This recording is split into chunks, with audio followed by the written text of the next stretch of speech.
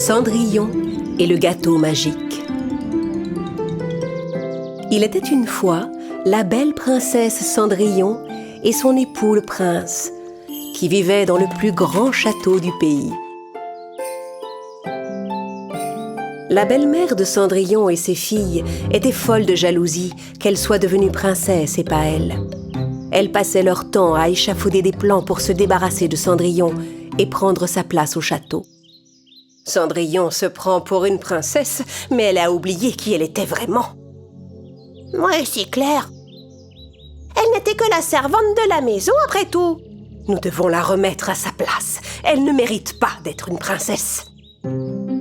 Avec ses deux filles, Anastasia et Javotte, la vilaine marâtre de Cendrillon se rendit en ville, dans une des meilleures boulangeries du pays. La boulangère n'était autre que la sœur de la marâtre, Xena, et c'était aussi une puissante sorcière. Il n'y avait jamais personne dans la boutique. Le pain y était bon, mais l'aspect effrayant de la vilaine sorcière faisait fuir les clients. Ah, eh bien ça alors, des clientes, ça faisait longtemps. Ma chère sœur et mes deux nièces. Bonjour, ma tante. Nous avons besoin de ton aide, ma sœur. Nous voulons élaborer un nouveau plan contre Cendrillon. Donc vous êtes encore fâchée contre cette Cendrillon? Tant qu'une de mes filles ne sera pas devenue la princesse qui vit au château, nous serons toujours fâchés, ma sœur. Bon, très bien. Attendez-moi en bas, dans la salle de magie. La marâtre et ses filles descendirent dans la mystérieuse salle de magie, au sous-sol de la boulangerie. Xena changea ses vêtements de boulangère en une tenue de sorcière avec un simple sort. Puis elle descendit à son tour.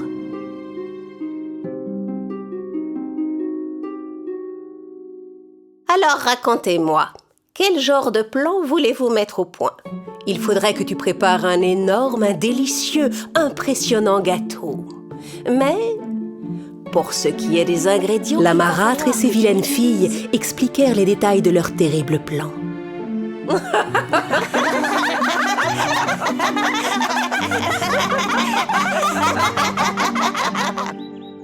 Pendant ce temps, dans le jardin du château, Cendrillon passait une agréable journée avec ses amis les souris. Ils jouaient à cache-cache tous les trois. « Je t'ai trouvé, Cheddar !»« Oh non, j'ai encore perdu. »« Mais où se cache Mozzarella ?»« Elle est peut-être là ? Eh non !»« Ou bien derrière cette fleur ?»« Tada ! Je t'ai trouvé, Mozzarella !»« Ah, c'est toujours toi qui gagnais ce jeu, Cendrillon !» J'ai beaucoup de chance. Allez, venez, allons goûter. Alors qu'elle retournait vers le château avec ses deux amis, Cendrillon entendit quelqu'un l'appeler derrière elle. « Cendrillon, attends-nous !»« Ça alors, ma belle-mère et mes sœurs ?» Qu'est-ce qu'elles viennent faire par ici? Sûrement nous faire quelque chose de mal. La marâtre et ses filles apportaient avec elles un énorme paquet. Elles s'avancèrent vers Cendrillon. Chère Cendrillon, la princesse de notre royaume et notre sœur bien-aimée, regarde, nous t'avons apporté un cadeau. Nous sommes désolés pour tout le mal qu'on a pu te faire. Nous ferions mieux d'oublier nos vieilles querelles. Tu n'es pas d'accord ? Après tout, nous sommes une famille, ma très chère. Ça veut dire que vous allez être gentille avec moi maintenant ? Bien sûr, voyons. Regarde, nous t'avons même fait un beau gâteau pour nous faire pardonner. Cendrillon admira le beau gâteau et voulut y goûter sans perdre un instant. Ses amis les souris essayèrent de l'arrêter, car elles ne croyaient pas une seconde aux bonnes intentions de la marâtre et de ses filles. Attends, Cendrillon, n'en mange pas! Sans écouter leur mise en garde, Cendrillon attrapa une part de gâteau et se mit à manger avec grand appétit. En la voyant faire, la méchante belle-mère et ses filles éclatèrent de rire.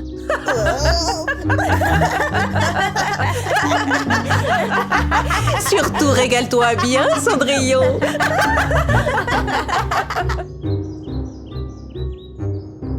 Cendrillon commença à transpirer et à se sentir mal. Elle n'eut même pas la force de finir son gâteau.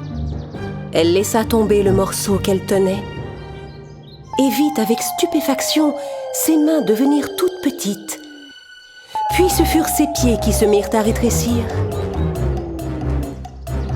Oh, Cendrillon, mais qu'est-ce qui t'arrive?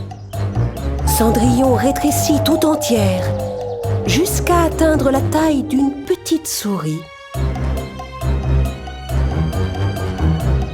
Oh non! Non! J'ai rétréci! Oh, je n'arrive pas à y croire! Le monde me semble tellement grand tout à coup et tellement dangereux! Regardez-là, la princesse du royaume.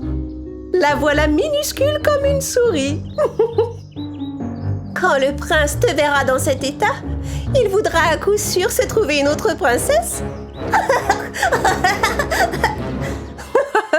Et maintenant, venez, mes filles, allons nous mettre au travail. Il est temps. Oh oui, à tout de suite, beau prince. La belle-mère et ses filles faillirent écraser Cendrillon en partant se préparer pour conquérir le prince. Attention! Oh, qu'est-ce que je vais faire maintenant? Oh non! Allons, ne pleure pas, Cendrillon. Si nous allons sous le grand noisetier, la bonne fée pourra sûrement nous aider. Oui, allons-y. Trouvons la fée avant que le prince ne te voie dans cet état. Cendrillon et ses amis se mirent aussitôt en route. Avec sa petite taille, le monde paraissait soudain immense à Cendrillon. Tout est si énorme. Alors c'est comme ça que vous percevez le monde, mes amis? Alors qu'ils s'apprêtaient à quitter le jardin du château, ils virent soudain le prince qui venait dans leur direction. Voyant son époux s'approcher, Cendrillon alla vite se cacher derrière un arbre pour qu'il ne la voie pas comme ça. Cheddar, Mozzarella, vous êtes là, mes amis? Où est Cendrillon? Je ne la vois nulle part. Eh bien, elle est peut-être allée voir son cher cheval blanc. Ah, mais oui, bien sûr, je n'avais pas pensé à ça. Merci beaucoup. Quand le prince s'éloigna des souris, Cendrillon sortit de sa cachette. Allez vite, Cendrillon! Tu dois retrouver ta taille normale avant que tes vilaines sœurs reviennent. Cendrillon et ses amis partirent en courant vers le grand noisetier. Pendant ce temps, Anastasia et Javotte s'étaient changées et revenaient vers le palais. J'ai de si beaux cheveux qu'en les voyant, le prince va se pâmer devant moi. Non, tu te trompes. La vérité, c'est que le prince va défaillir quand il me verra dans cette robe. Les deux sœurs arrivèrent enfin au château. Tandis que de leur côté, Cendrillon, Cheddar et Mozzarella arrivaient au pied du grand noisetier, essoufflés d'avoir tant couru.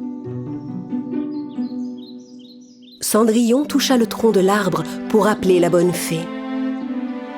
« Bonne fée, où que tu sois, viens vite à moi, car j'ai besoin de toi. » Soudain, dans un nuage scintillant, la bonne fée apparut. « Oh, Cendrillon, mais que t'est-il arrivé? J'ai besoin de ton aide. J'ai mangé du gâteau que ma belle-mère a apporté et je me suis mise à rétrécir. » Je vois. Ne t'en fais pas, je connais un sort qui devrait te rendre ta taille.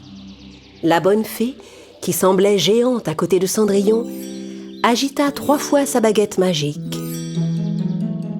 Mais Cendrillon, au lieu de grandir, rétrécit encore plus. Oh non!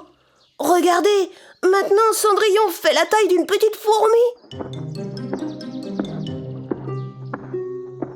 Alors la bonne fée sortit une baguette plus puissante et l'agita devant Cendrillon, qui retrouva enfin sa taille normale.